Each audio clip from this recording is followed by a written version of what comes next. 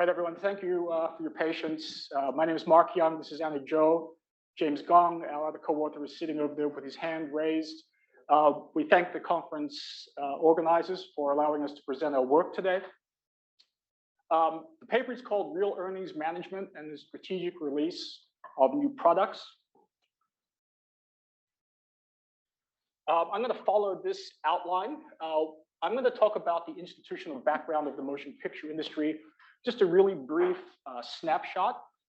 I'll talk about the research question and the research design, and then Anna will do the heavy lifting by coming up and talking about hypothesis development and our results. So my guess is that almost all of you have had some experience with this industry, most likely as a consumer. But you may not have known that this is a really economically significant industry in the United States. There are 22,000 organizations roughly accounting for about 2.5 million jobs, annual revenues of about $89 billion, which includes a home video market. Perhaps most interestingly, the box office plays a very, very big role, not only for the studios themselves, but also because of the effect on many downstream revenue sources. So, for example, some of you may have seen the Transformers movies. There are now 6 movies in that particular franchise. Globally, those movies made $6.24 billion at the box office. But perhaps even more interestingly, the Transformers franchise, which is owned by Hasbro and Takara Tomy, has grossed over $25 billion based on toys, video games, comics, books, apps, etc. So this is all going to lead to our discussion of why it's so important that films have box office success.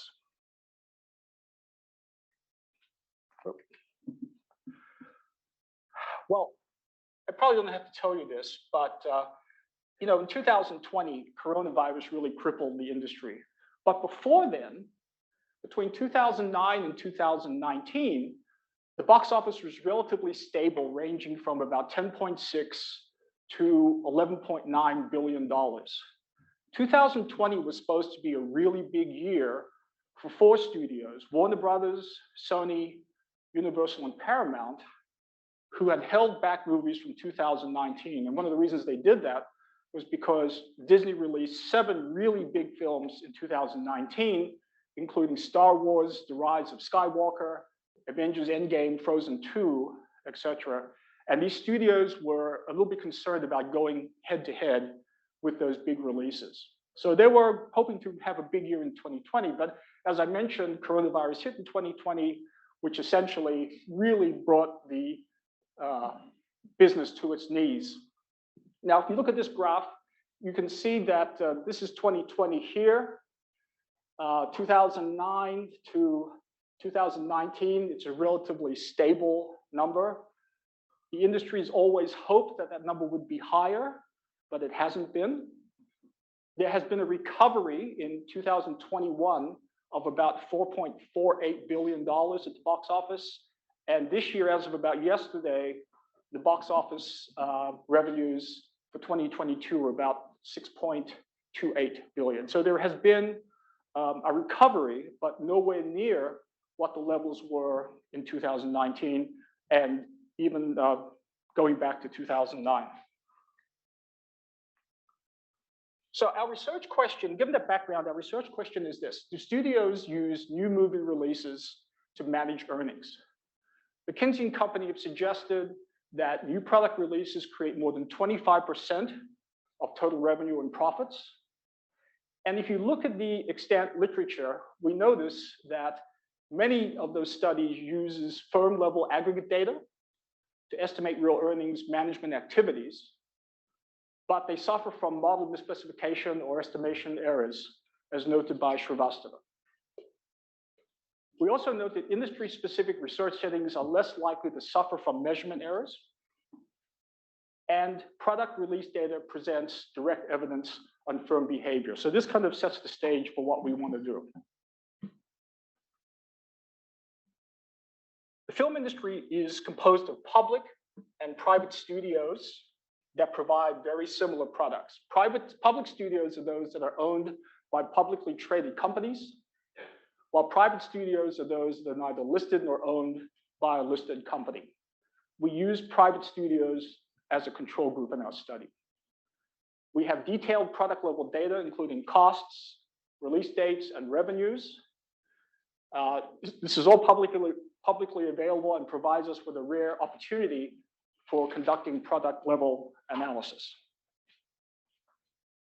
This is our research design. We obtain data from Opus Data, which is supplied by Nash Info Services, a company based in Los Angeles. We have a sample size of over 3,000 English-produced movies with a lot of relevant information regarding production costs and director track records. Our sample period goes from 1997 to 2019. Our regression model is as follows. Our key dependent variable is the probability of releasing a movie in the last month of a quarter. Our first key independent variable is public versus private studios.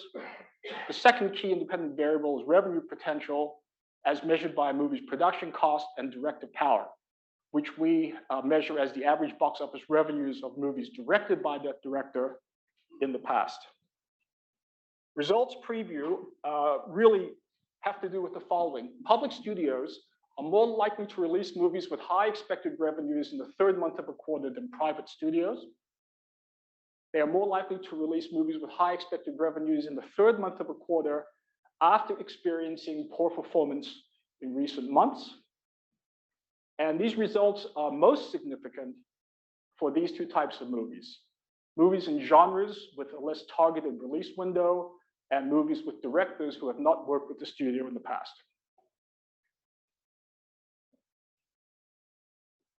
I'm now going to turn it over to Anna.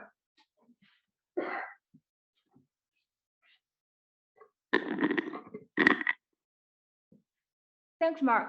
Before I go into the details of our hypothesis and our results, I would like to provide a piece of anecdotal evidence. At the end of 2016, Disney was struggling. And just before 2 weeks, before the quarter end, they released a new Star Wars movie. That movie significantly increased their quarter end performance as well as their annual performance. This is partially possible because for most of the films, a significant percentage of their box office revenue concentrates in the first 2 weeks after a movie release. So in other words, once a studio releases a movie, they will be able to see a significant increase in box office revenue if it's performing well. And if we dig a little bit deeper, we realize that movie actually started production 2 years ago. During that production, there were multiple delays. I would imagine if there is an executive at Disney at the end of 2016, they had strong incentive to push that movie out before the end of the fiscal year in order to have better performance results. So this directly relates to our first hypothesis.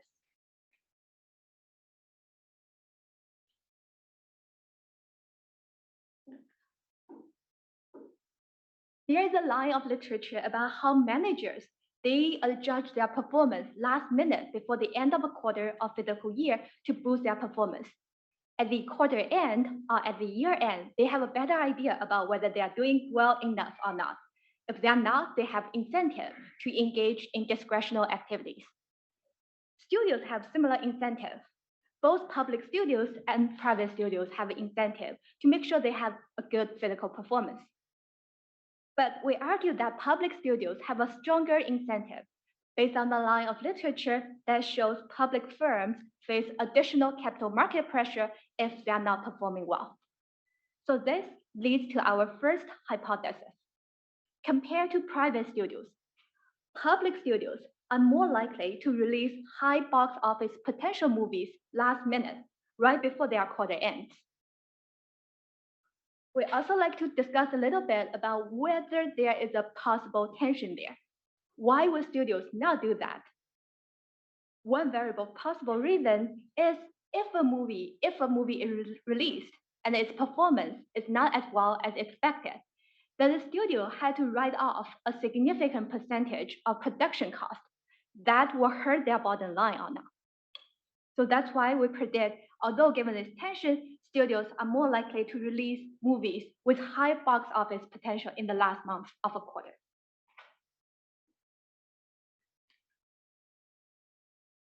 To test our prediction, we use the following logic model, where the dependent variable is a dummy variable indicating whether a movie is being released in the last month of a quarter or not.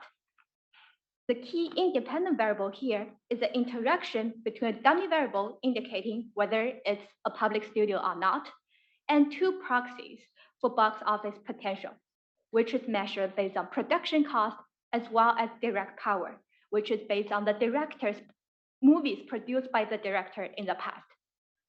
We found both interactions to be positive and significant, suggesting that compared to private studios, public studios are more likely to release those high potential movies right before the quarter end.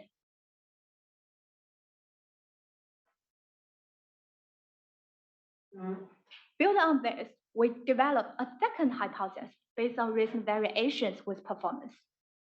If such pattern is driven by performance pressure, then studios are more likely to do so when their recent performance is not ideal.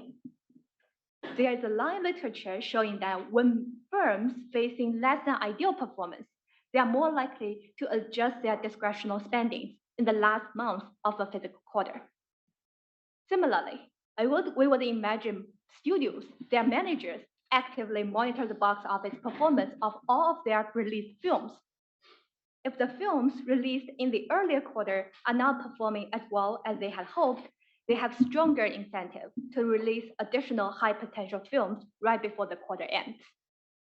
So this leads to our second prediction, where a public studio's recent performance is not ideal, they are more likely to release their high potential movies before the quarter ends.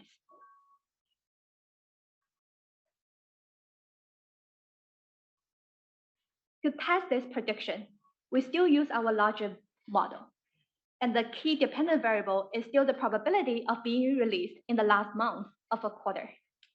The interaction terms here is the interaction between production cost and direct power, which is proxies for box office potential, as well as recent performance. And those both interactions are negative and significant. So this is consistent with the idea that when a studio's recent performance is extremely well, they are less likely to engage such behavior. It is only when their recent behavior, recent performance is not ideal, they are more likely to release those high potential movies right before the quarter ends.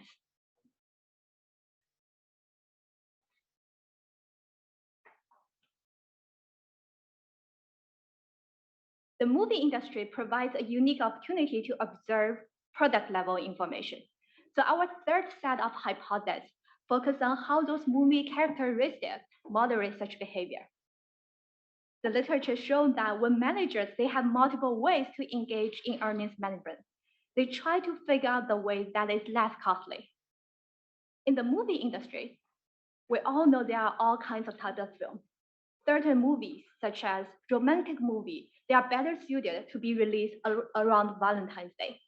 Horror movies might work better if it's around Halloween. But for other types of movies, like comedy, they have a year-round popularity. So our third prediction focuses on how movie genre is going to affect the results. Our prediction is studios, they are more likely going to move around the dates of movie has a general appeal rather than seasonal appeal because it's less costly.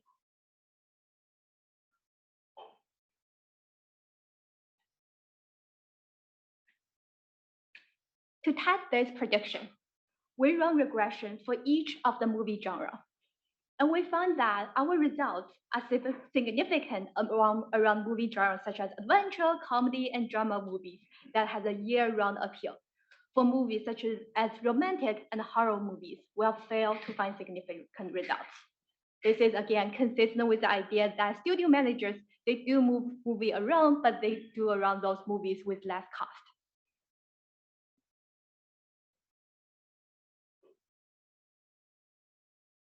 Another character we look at is the relationship between the studio and directors. Directors and studios, they develop long-term relationships during their cooperation. The literature has long documented mutual beneficial from those long-term relationships. So we predict if studios are going to move around movies to their financial benefits, they are more likely to do so with movies whose director they have not worked with in the past. So that leads to our third hypothesis 3B. To test this idea, we developed our sample into 2 subsamples based on whether the director has worked with the studio in the past or not. And then we found our results concentrated among those directors who have not worked with the studios in the past. Yet this is consistent with the idea that when studios, they do move movie around, they are more likely to target at those people they have not worked in the past.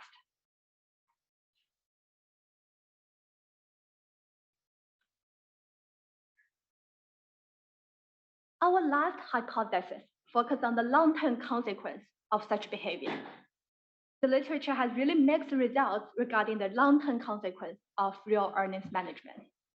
In our setting, we predict that a last-minute premature release is going to hurt a movie's box office performance, especially in its international market, given all the logistic complications of international releases. This leads to our fourth hypothesis. For movies that are released in the last month of a quarter due to financial pressure, they are going to have worse box office performance, especially in the international market. In terms of results, although we do not find significant overall results in terms of domestic box office revenue, we do find that those movies released by public studios in the last month of a quarter has a weaker international performance.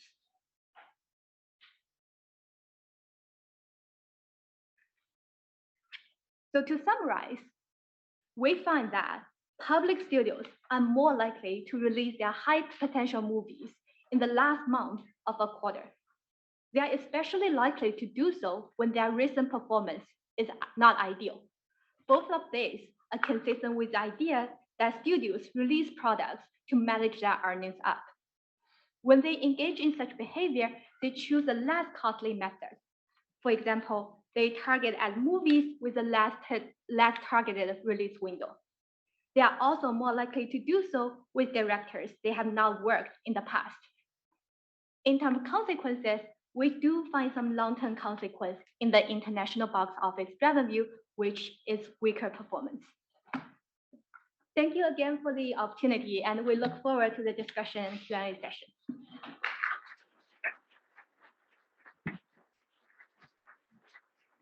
All right, thank you. We'll have George Foster discuss. Do you want to just pull up the slides? You want to, excuse me, do you want to just pull up the slides? Okay.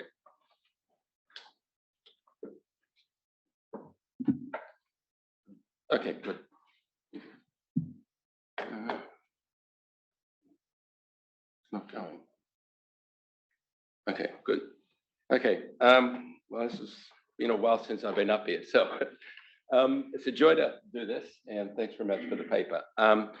I really like the paper. I'm going to give some general comments on the earnings management literature as well as specific to this paper. And the way I think of that literature is I think of it in three categories. One is there's a whole variety of individual studies which some people throw out as anecdotes, which I think are actually much more informative, both at an individual level, but in terms of research design level. There are the more homogeneous samples, which I really applaud the authors for getting in here. That requires a lot of institutional domain knowledge. And the other one is the large heterogeneous samples, which the literature is really flooded with. And that's where these days, I think they're making a lot more progress in terms of really getting into linking it to management incentives on that. Okay, so just a couple of anecdotes in terms, not anecdotes, but individual case studies. One of the issues in the paper is the persistence of the third month effect. That is, it's a dominant effect, and they got 23 years of data. But the sample that's presented is a pooled sample. And what you would like to do is see how on a year-by-year basis that's behaved. And I was going back in my files and say, what have I done in that area that may shed light on that? And so this is something that, yeah. So this is from litigation I did for Larry Ellison. And so Ellison was being sued for misleading earnings forecasts. And the question was there a systematic third month in every single quarter? And so what you have here, this is licensed revenues of Oracle for 20 years, 20 quarters, okay? That's what you call a third quarter effect, okay? The third quarter effect is every single quarter of orders of magnitude. And I often think in terms of the studies we do, if you just plot the data and see what the patterns are, it becomes a little bit clearer whether in fact you're dealing with second order or first order effects. That's a pretty first order effect, I think, on that. Just to sort of extend it, you say, okay, well, why might this be happening? These are the conversion ratios in that industry. And what we find is that the conversion ratios, as you get from the 12th week and the 13th week of the quarter, they go up. So this is a sales-driven incentive system, and it's characteristic of the whole software industry. And this is a sort of fascinating one where they knew the divisions were sandbagging, but the divisions sandbag it in different lights. So what the accounting group and the control group is that they have an adjustment factor every single division depending on their optimism or pessimism on that. So that's management accounting, actually, I view as exciting, but it hasn't had as much richness going on in the data. So, I mean, I think it would have been useful in this database here. There's 23 years of data to give us a year by year of that third quarter effect. And I think you could do it for the hit movies or the actually high production cost movies. The other one that I came across, and this is ages ago, is that one of the strengths you'd like to do if you're doing the earnings management, if it's opportunistic, in some periods you want to push stuff to the next period, in other periods you want to pull stuff from the next period. And the best example I know of this was a really old study, but H.J. Heinz was a company that was found engaged in this. And what happened is they had an advertising agency, Leo Burnett, and somebody said to the board of directors of Heinz, by the way, we just got a request from Heinz, could we prepay our advertising for next year? And Leo Burnett said, absolutely. The kicker was they wanted to record it as an expense of this year because they were wanting to push it forward. And this led to a massive investigation, cost Heinz millions of dollars. And this is the result of it. It's an 80-page document. It's pretty old. But the nice thing about it is that in some periods, they're moving it forward. Some periods, they're moving it back. And that's how you get internal validity. And I think in this study, the interesting question is, are they moving, if the argument is when they need the revenues pumped up in the third quarter, are they pulling in the quarters at which they don't need it, or are they pushing it when they've got the revenues they do need on that? And that's sort of the going forward, this really strengthens the results. You allude that in the paper, but I don't think the tests really address it that much on that. Okay, so let's look at the decision being modeled here. The decision being modeled here is basically you have a movie studio that thinks they're going to run into problems. And so they start negotiating or deciding they're going to move the release upwards.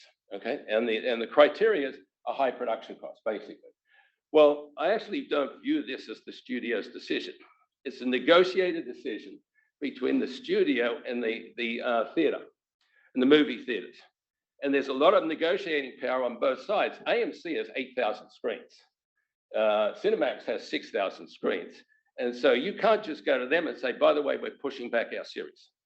They're going to come back and say, yeah, really, on that. And so I've got here a criteria of about 8 factors or 7 factors that the studios in joint with the theaters really consider in deciding what's the appropriate release dates of these movies and shifts in them.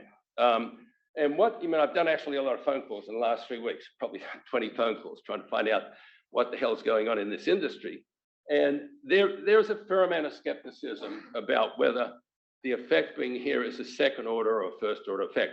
That doesn't mean to say it's not there. One of the most exciting about research is that if the industry is skeptical, but you can document it systematically, then it's sort of a really hidden gem, okay? But the question is this a hidden gem or is it a second order effect on that? So that's just a question. So, I've got Disney there negotiating. They're negotiating with Cinemax, but then Cinemax is in fact the theater chain. Sony's negotiating with, at that stage, AMC. Okay, so let's look at the question is what are the factors in the release dates? Well, one of the factors the Mark and the co-authors do is that they say there are certain key dates. Now, it turns out that the key dates are often not in the third month. So February the 14th, late May for what you have there, July the 4th, and Thanksgiving. They're all, 1, 2, there is a 2, there is a 5, there is a 7, and there's an 11, okay? So that's the sort of, one of the initial things that you get to. And sometimes what happens is that a movie comes out. Now, this one came out in late May, so this is a Top Gun Maverick, and this thing was a blockbuster way above any expectation. And you can sort of see this is a chart. This is what was the expected shift in the movie going up. And what you see, this actually just blew everything out. And this gets the certainty or uncertainty of somebody sitting there and say, I'm going to move these dates. And what happens is the movie theater then says, actually, this movie was such a surprise, we are not opening up all our windows. We are not opening up all our screens, etc. So that's sort of just one piece of argument that the movie studios are just one of the pitches here in the negotiation. Sorry about my throat. So this is jamming. Yeah, okay. The other thing that goes on in your scheduling movies, there's this cat and mouse game about a mega movies coming out, but we don't want to get in competition with another movie. Okay, and these schedules are set years in advance. That is, the planned schedules are set years in advance, and to move from them requires a lot of muscle and a lot of argument on your behalf. When Top Gun Maverick was planned, it finally came out. It was on delay. That movie just killed everything. It was expected to kill everything, not to the extent it did, but what everybody else was staying away from it. That is, the windows were pretty much shut for other movies, and somebody said, I want to move my window up in order to sort of get in this would have been the junior era. I want to move up to June. The theaters are going to say, no, the screens are full. We've got Top Gun rolling, and they're taking like 80% of the screens or whatever. So that's the sort of just a statement that a little bit more recognition that it's a negotiated context rather than a simple one. Okay, so just a couple of.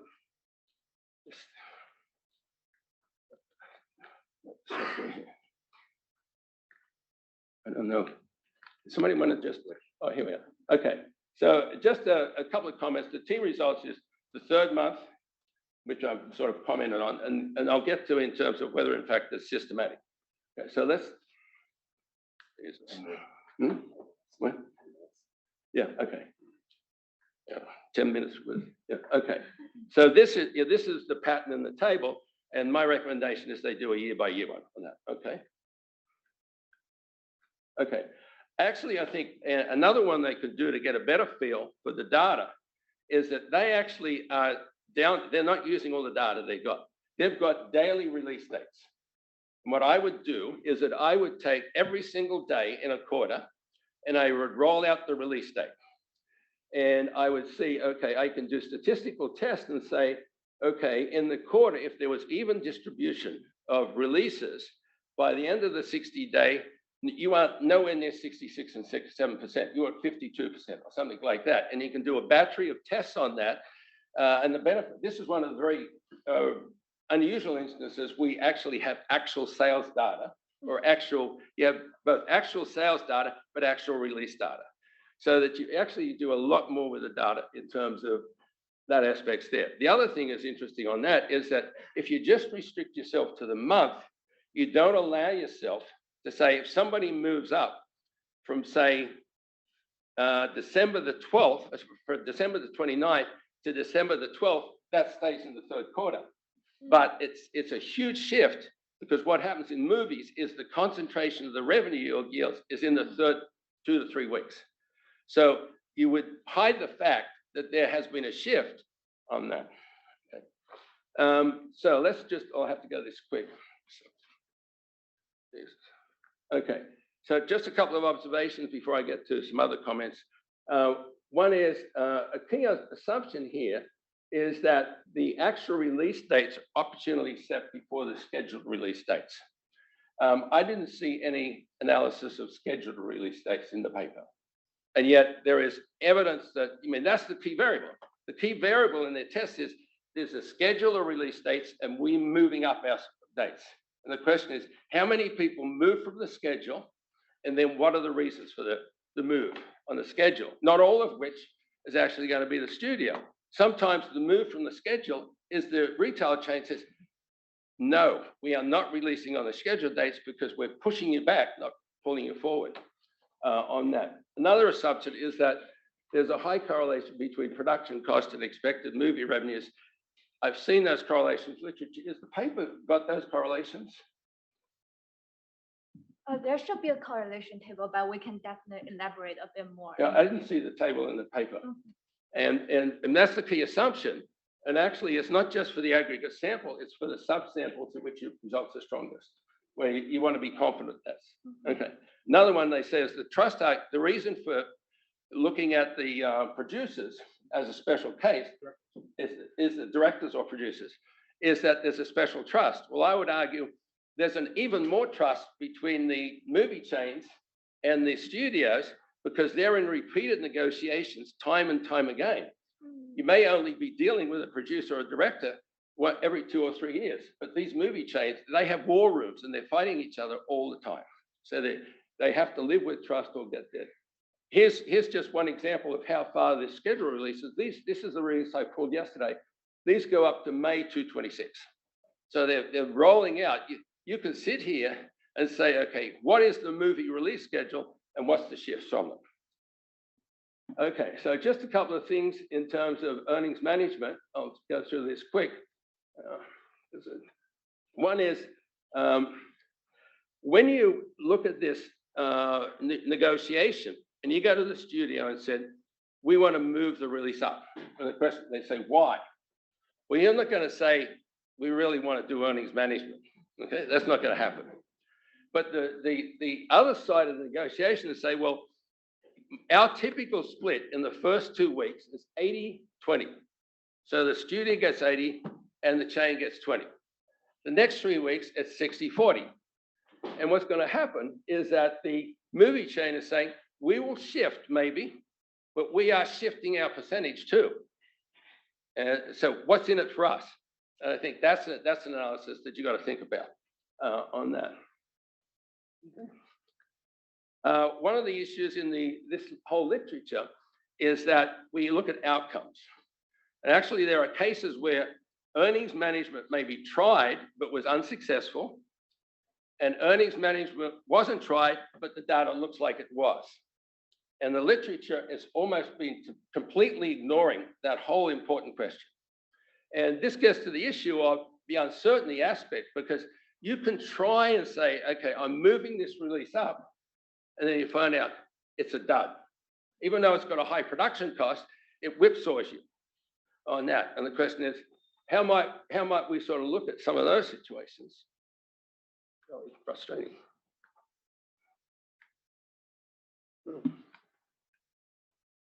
Oh, Jesus. Can you move the slides? Okay, so I'll just give you 2 examples of movies that were above and movies that were below. So here is Avatar. Go to the next slide. Okay, Avatar. See, this is the graph. Avatar really exceeds expectations. So that would be a super bonus at the risk of the next quarter. Move to the next one. Here's one that actually underperformed relative to expectations. So if you moved Harry Potter, this one, up early, it's not going to come in as much as you want it. And this gets this whole issue. Decisions here are being made under uncertainty. Okay, next one. I'll just go really quick on that. Another period is, what is the multi-period aspect to this? And keep it going. And this is, yeah, go on, keep on going. I can leave the slides for that. One of the incentives that is proposed in this paper is it's a capital market incentive. And one of the things that you have about these companies is that the security analysts highlight shifts in production schedules. If production schedules are so critical for these items and they're well known in advance, the security analysts know that the production schedules are shifting. This is not, it's not a hidden factor. And so if this is a first order effect, then you would expect in the security analyst reports to be making comments on that. And so I think that's something that the paper could sort of look at, maybe it's security analyst reports. Next one. Keep on going. I'm running out of time. Okay. Next one I'll do, actually, why don't you do the last one? This one, keep on going. Okay. Yeah, here it is. Okay, so the box office revenues in this paper are in some sense a sizable overstatement of what the revenues are to the movie studios in multiple ways. One is the movie studios get approximately 50% of the revenues that the box office is. And I've got backup documents galore in the back of the paper. On average, for the two retail chains, they're rolling about 50 to 52%. So those box offices have to be cut down. The second thing is you're only getting the accelerated in earnings in the revenues of this specific period. So if Top Gun goes 8 weeks and you have moved it up 2 weeks, you are not getting the 8 weeks. The 8 weeks go into a revenue of another period. Okay, you're only getting the focus where the revenue management is supposed to be is just on that one quarter, and you only get the increment, not the total box office. Another one, you have to adjust for the sliding allocation rules. And the last one is that accounting rules. And I put through a variety of phone calls to accounting officers at different studios. How do you do accounting? We know what the accounting is at the theaters. Is it synchronous to what it is is the synchronous for the studios the same as what it is for the others? And all I get is it depends on the contract. And some people, what they do is they wait till the box office is finished for that movie, and then they do cleanup. And they actually wait till the run's done and recognize the whole revenue in that quarter. That's one company. I'm not saying it is, but I'm just saying it would be good if you sort of did a little bit of analysis on that. So the last slide, please.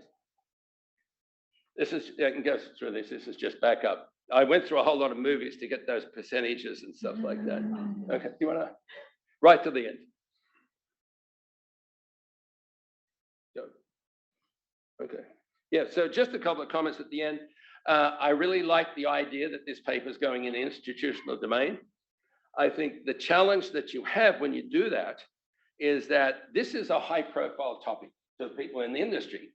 And if you get in front of Variety or Hollywood Reporter and you say, okay, I'm making claims that there's strategic misrepresentation of earnings or something like that in the third quarter, it behoves the researcher to dig in as much institutional detail as possible. And I think hopefully I've given you some guidance in ways in which you would sort of get a little bit more credibility with a Hollywood Reporter Variety group of people, as well as the accounting researcher, in saying this is phenomena is not just a second order, it's a first order effect. It's a gem that you hid from us and stuff like that. Thanks. Apologize for my throat. All right, thanks, George. We have a couple extra minutes for questions, so just going to call on you as I see you. Ed. Echo George's suggestion that websites like Movie Insider, they list out the full next year's worth of releases. You could use Internet Archive and scrape that at the end of each quarter, and then look for actual changes in the release time. That'd be relatively simple to do. That there's slightly major frictions that change the movie time that happens. Now, I'll give you something else to think about. I wonder if that's not what it is. Maybe what they're doing, just possibly, is they pre-schedule these big blockbuster movies in that third quarter, not because it gives them a lot of dials to turn in earnings management.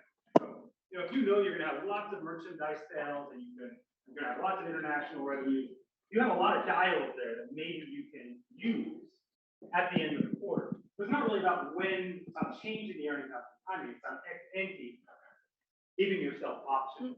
Maybe that's what it's explaining to me. So just as a big question. Yes. Thank you. Just on that, Ed, the international is a trickier item to do because it's not simultaneous offer.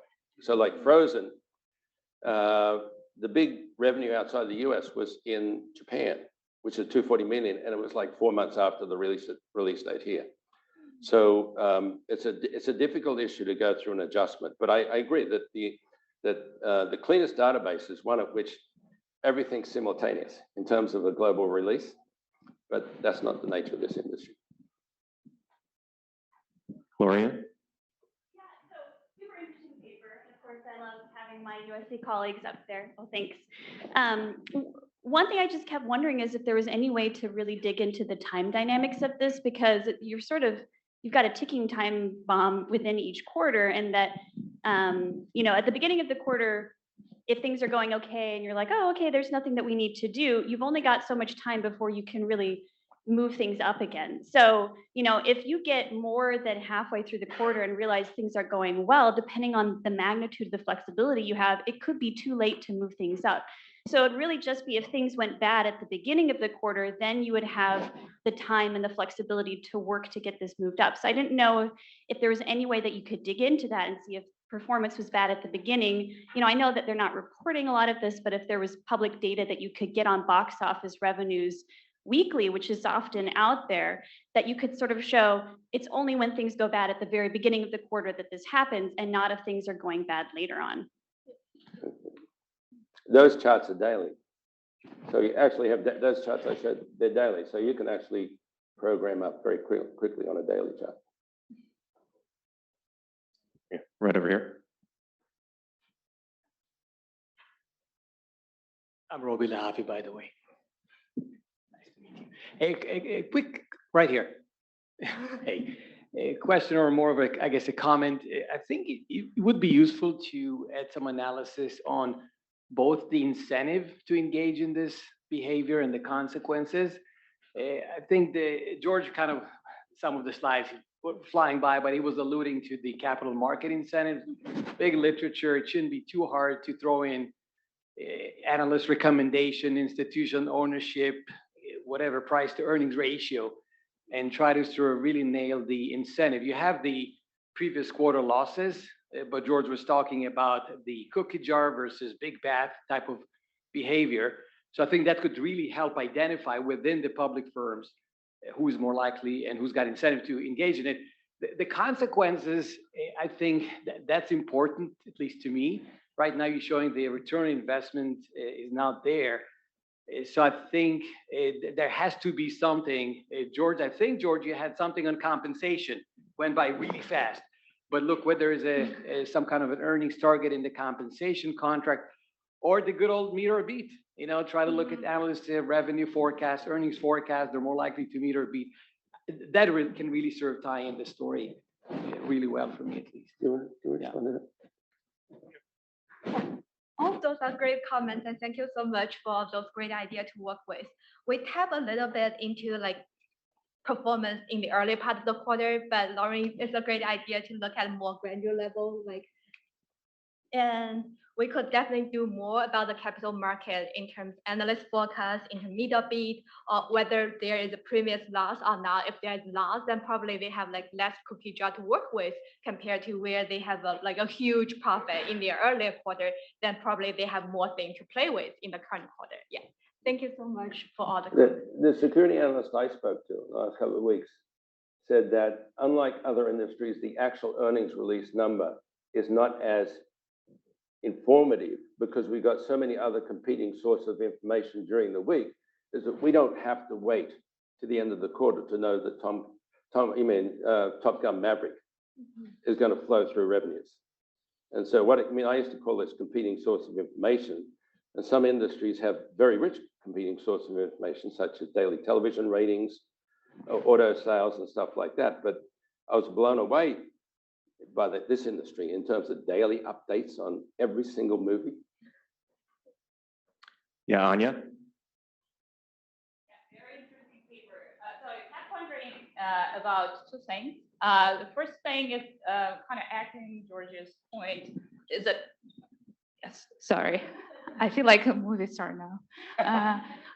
So the first point that I had is you gotta try to estimate consumer demand, right? You can't really do it randomly. And it kind of goes back to one of the George's points in terms of like, sometimes there will be uncertainty in whether you want to move this movie up or not. And you try to control for that by having the interaction, but perhaps doing some sort of like explicit expectations. What does the market think in moving it out? And another point that I had is about the competition. There's private firms and public firms in your sample, and I think arguably public firms would have more market power in negotiating with the theaters than private firms. And unfortunately, some of the times towards the end of the quarter are December and Labor Day weekend. So, there could be like just nice times to release your movies and I'm not sure if there's a way to explicitly deal with that, but perhaps acknowledging this would be helpful. Thank you. So were you suggesting that there should be some discussion about consumer expectations if movies are moved? We know that there's a lot of tracking that's done, usually about even 18 months before a movie comes out. They do tons of focus groups and telephone calls to kind of assess awareness.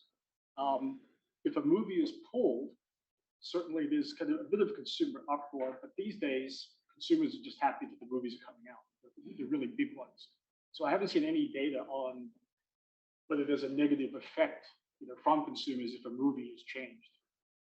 Certainly, with COVID, that was a gigantic uproar, especially when Warner Brothers released all of its movies on HBO Max, during the coronavirus. That created a gigantic mess. Zach? Yeah, I mean, sort of building on George's comments that there's seasonality and sort of when people like going to movies.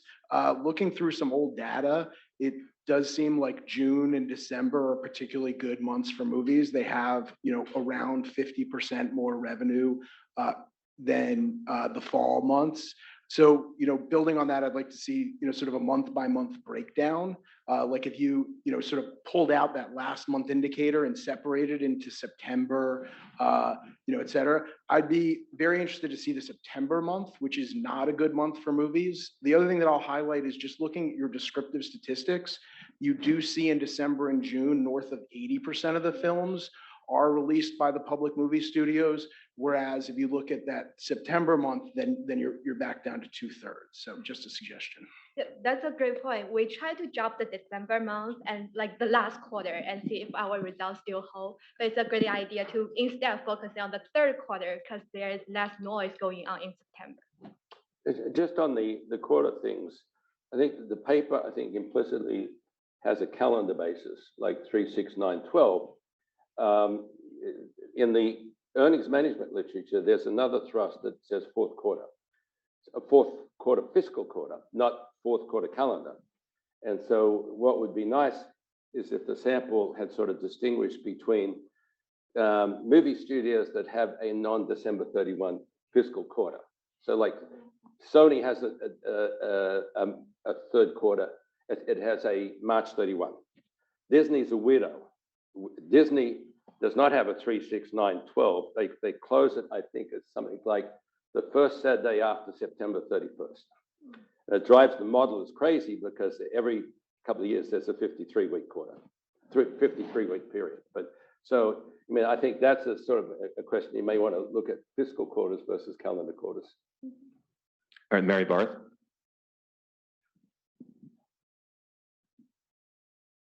I agree. It's a very interesting paper. One of the things that left me a little cold in the paper was your discussion of why wouldn't you find what you find? The tension.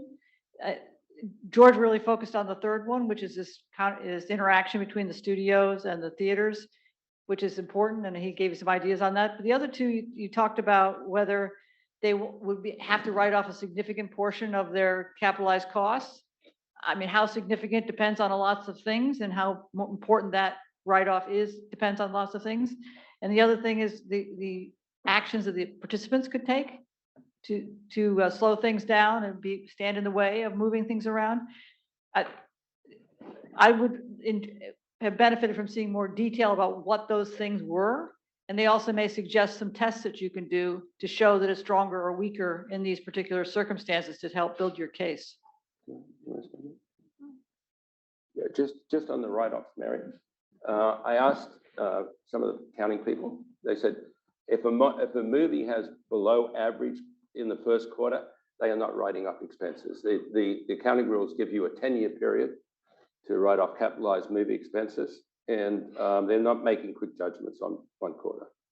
So it's not synchronous that the revenue streams are below expectations, so we got to take the big write-off because there's all this ancillary revenue streams coming down, and these, I mean, the period stops in 2019, but still in the back end of that, there was still streaming going on.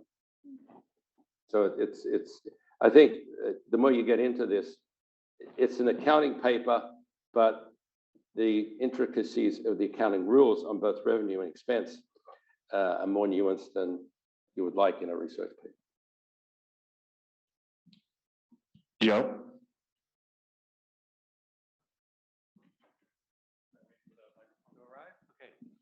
So I'm still struggling a bit also to understand, is this opportunistic because you're trying to manage within a quarter, or is it a story more like Ed's, where the firm is sort of, there's just sort of cadence to when they release, because at the end of the quarter, they can get some market attention. Perhaps it's something for the public firms to talk about when they do their quarterly reports. And what I guess what crossed my mind listening to George's discussion was this idea of negotiation, right? That's actually a constraint on their ability to move. Are there non-monetary decisions that they can make that might actually help them achieve some of these goals of attention or credibility in the marketplace? And I'll give you an example. Firms, or not firms, these companies have windows in which they can actually put movies out to become eligible for like the Academy Awards. And if a firm, if an organization is experiencing poor performance, would they actually accelerate the release of a limited release, just to be able to get within the awards window? So release a movie in the last week of the quarter. They only need to show it in one screen in one theater. Would they actually do that? Take a film that would have been released in March, open it up now, because we know that awards, at least nominations, correlate with viewers. And then it creates attraction, and it'll increase revenue in the long run. So could you actually explore sort of a non-monetary choice that wouldn't be correlated with seasonality, wouldn't be correlated with the bargaining power, to just show that they do engage in actually something opportunistic? It's a very good point, because there have been cases where the studios will release a movie in January because of the Academy Awards. Each studio's campaign is about $10 million per film. So it's a significant investment in order to push something forward. And they rely on a recency effect as far as Academy voting goes. So yes. Charles? You can shout. Let it go out. Yeah, one thing I was kind of curious about, if this is really a costly sort of management story, then I was trying to think of other ways in which you can measure sort of the consequences. So where's the price? One thing I was thinking about was maybe if you bring it forward, you'd have to spend more on marketing, or you have to spend a few chips when you negotiate with the cinema. It would be nice to be able to see something, and I didn't know that you actually sounded like you had some marketing data. I'm just trying to figure out the cost side. Like, so what are the consequences? Is this really, if it's zero cost, then you can just shoot it. But if there is a real cost, and you can actually see the relationship, either personnel side, maybe if you move something earlier, it doesn't go as well internationally, maybe that director doesn't work with you again, or marketing costs, personnel costs, or something else that helps me to see that there is kind of a real consequence to doing something like this. Yeah, marketing data in the motion picture industry is the most guarded form of data. You'll see that on Box Office Guru, Box Office Mojo, they are able to report production costs, but they never report marketing. But one thing we do know from our discussions with executives is that the marketing budget is about 85% of it is spent prior to the box office release. They hold back about 15%, depending on how well the movie does, during opening weekend. Okay. But other than that, we don't know too much. Yeah, okay. I think the cost is actually the relationship with the theaters. That's in terms of a change sharing rule. And also next time they go in the negotiations and they say, we've got to have a certain amount of trust in that you're going to commit to our schedules because we're working with 27 other movie companies. And if you jerk us around, that ripples through or tidal waves through all our other planning. And they say, you play that game with us once, we will extract some rents from you. All right, we got 1 minute for a final quick question over here. Alan from USD. Got two questions. First is that just tying back to the cookie jar, would you expect to observe that sometimes the movie studio actually delay the movie to the next month, so the first quarter rather than just the last quarter? And the second is that when you're using the private studio as a control, I'm wondering whether there's any difference between the movies that's put out by the public studio and the private studio. So maybe a match at the movie level is closer than matching at the studio level. So in terms of just products, right? Yeah, both of them are excellent suggestions.